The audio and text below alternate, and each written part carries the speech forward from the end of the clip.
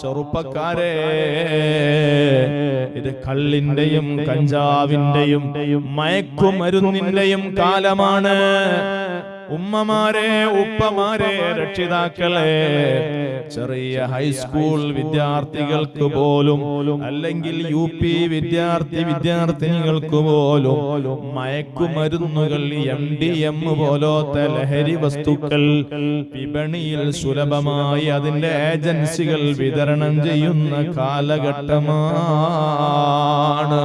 എന്റെ പ്രിയപ്പെട്ട വിദ്യാർത്ഥിനികളോട് പറയുന്നു, മക്കളെ, ലഹരിക്ക് അടിമപ്പെട്ടു പോകരുത്, മയക്കുമരുന്നിലേക്ക് ചെന്നു പോകരുത്.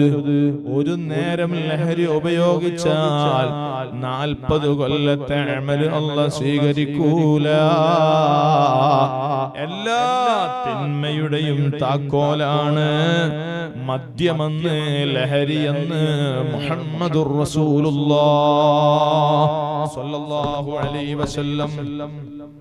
ദുനിയാവിലും അപകടമാണ്, ആഖിറത്തിൽ അതിനേക്കാളേറെ അപകടമാണ്. അല്ലാഹു സുബ്ഹാനഹു വ തആല എന്തെല്ലാം നമുക്ക് അനുവദിച്ചു. നല്ല ഫ്രൂട്ട്സുകൾ അല്ലാഹ് നൽകി, ശീതള പാനീയങ്ങൾ നൽകി, ഒരുപാട് നമുക്ക് സ്വാദുള്ള എല്ലാ ഭക്ഷണ പദാർത്ഥങ്ങളും നൽകി അനുവദിച്ചു. എന്നാൽ പടച്ച റബ്ബ് പറഞ്ഞു, നിന്റെ ആരോഗ്യത്തിന് ഹാനികരമാകുന്ന ലഹരി ഉപയോഗിക്കണ്ട, കള്ളു കുടിക്കണ്ട, മയക്കുമരുന്നിലേക്ക് ചെന്നു പോവണ്ട. എന്തിനാണ് മക്കളെ പണം കൊടുത്ത് ക്യാൻസർ വാങ്ങുന്നത്? കോഴിക്കോട് മെഡിക്കൽ കോളേജിൽ ക്യാൻസറിന്റെ വാർഡിലേക്കൊന്ന് പോയി നോക്കിയാൽ കാണാം, നല്ല പണമുള്ള ചെറുപ്പക്കാരവിടെയുണ്ട്, നല്ല മസിൽ പവറുള്ള യുവാക്കളുണ്ട്, യുവത്വത്തിന്റെ പ്രസരിപ്പുള്ള ചുറുചുറുക്കുള്ള ചെറുപ്പക്കാര് മെഡിക്കൽ കോളേജിൽ ക്യാൻസറിന്റെ വാർഡുകളിൽ കഴിയുന്നുണ്ട്. അവർക്ക് അല്ലാഹു ക്യാൻസർ കൊടുക്കാൻ നിമിത്തമായത് അവര് ലഹരി ഉപയോഗിച്ചു എന്നതാണ്, അവര് മയക്കുമരുന്നിന്റെ അടിമകളായി എന്നതാണ്. ഓ ചെറുപ്പക്കാരെ, ജീവിതത്തിൽ ആലോചിച്ചിട്ടുണ്ടോ? അല്ലാഹു സുബ്ഹാനഹു വ തആല എന്നെയും നിങ്ങളെയും പടയ്ക്കുമ്പോൾ തന്നെ 2 കിഡ്നികൾ അല്ലാഹു നൽകിയിട്ടുണ്ട്. സുബ്ഹാനല്ലാഹ്, ലഹരി ഉപയോഗിച്ചാൽ, മദ്യം ഉപയോഗിച്ചാൽ, മയക്കുമരുന്ന് ഉപയോഗിച്ചാൽ ആ 2 കിഡ്നിക്കും അല്ലാഹ് രോഗം നൽകുന്നു. 2 കിഡ്നിയും അതാ രോഗം ബാധിച്ച് തകരാറിലായാൽ ആധുനിക ചികിത്സാ രീതിയാണ് ഡയാലിസിസ് ചെയ്യുക എന്നത്. ഡയാലിസിസ് മിഷന്റെ സമീപത്ത് പോയി ആഴ്ചയിൽ 3 തവണ കിടന്നു കൊടുക്കണം. ഒരു തവണ ഡയാലിസിസ് ചെയ്യാൻ 4 മണിക്കൂർ സമയം ആവശ്യമാണ്. 2000 രൂപ ചുരുങ്ങിയത് മുടക്കണം. ഒരു പമ്പിലൂടെ രക്തം ഈ മിഷനിലേക്ക് കയറ്റുന്നു. ആ മിഷനിൽ നിന്ന് രക്തം അണുമുക്തമാക്കി ശുദ്ധീകരിച്ച് 2ാമത്തെ പമ്പിലൂടെ അകത്തേക്ക് കയറ്റുന്നു. ഇങ്ങനെ ശരീരത്തിലുള്ള രക്തം പൂർണ്ണമായി അണുമുക്തമാക്കാൻ 4 മണിക്കൂർ സമയം എടുക്കുന്നു. ഒരു തവണ ഡയാലിസ് ചെയ്യാൻ 2000 രൂപയോളം ചെലവ് വരുന്നു.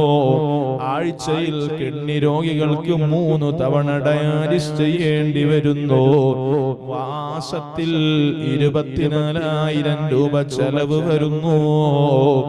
ഒരു കൊല്ലത്തിൽ എത്ര ലക്ഷം മുടക്കേണ്ടി വരുന്നു?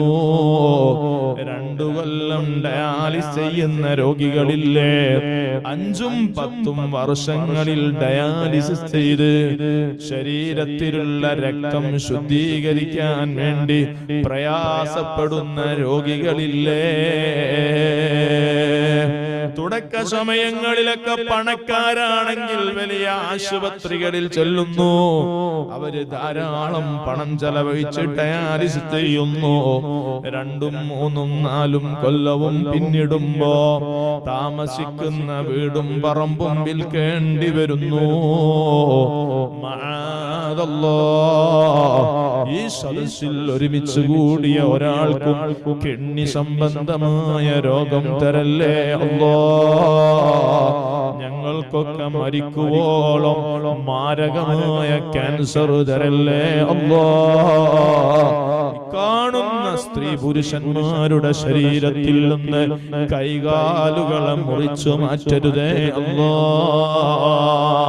കേരളത്തിന്റെ നിയമസഭയിലെ മെമ്പറായിരുന്ന ഒരു മാന്യ സഹോദരന്റെ പരിസരങ്ങളിലൂടെ ഇന്നലെ യാത്ര പോകുമ്പോ എന്നോട് പറഞ്ഞു, അദ്ദേഹത്തിന്റെ കാലിലുള്ള വിരലുകൾ കട്ടു ചെയ്തിട്ടുണ്ട്.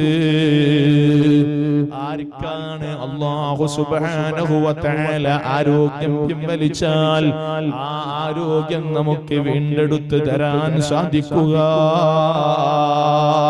അതുകൊണ്ട് ചെറുപ്പക്കാരെ, ചെറുപ്പക്കാരികളെ, ലഹരിക്ക് അടിമപ്പെട്ടു പോകല്ലേ. മയക്കുമരുന്നിന് ജീവിതത്തിൽ ഒരു ഇടം നൽകിപ്പോവല്ലേ. ഭൗതിക കലാലയങ്ങളിൽ നിന്ന്, ക്യാമ്പസുകളിൽ നിന്ന് പെൺകുട്ടികൾ അഥവാ മുസ്ലിം പെൺകുട്ടികൾ പോലും ലഹരി ഉപയോഗിക്കുന്നു എന്ന വാർത്ത കേൾക്കുന്ന കാലഘട്ടമാണ്. അല്ലാഹു കാത്തുരക്ഷിക്കട്ടെ, അല്ലാഹു കാത്തുരക്ഷിക്കട്ടെ. നിങ്ങളൊക്കെ നല്ലോണം ആമീൻ പറഞ്ഞു. ഉസ്താദ് എന്റെ മോള എന്നും പോവാത്ത നല്ല സ്വാലിയത്തായ മോളാന്ന് വിശ്വസിച്ചിരിക്കേണ്ട കാലല്ലത്.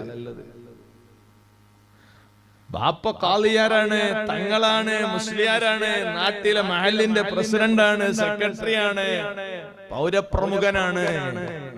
പക്ഷേ അങ്ങനെ നാട്ടിൽ നല്ല കേളിയുള്ള പൗരപ്രമുഖന്മാരുടെ, ആലിമീങ്ങളുടെ, സയ്യിദന്മാരുടെ മക്കള് പോലും ലഹരിക്ക് അടിമപ്പെട്ടുപോയി.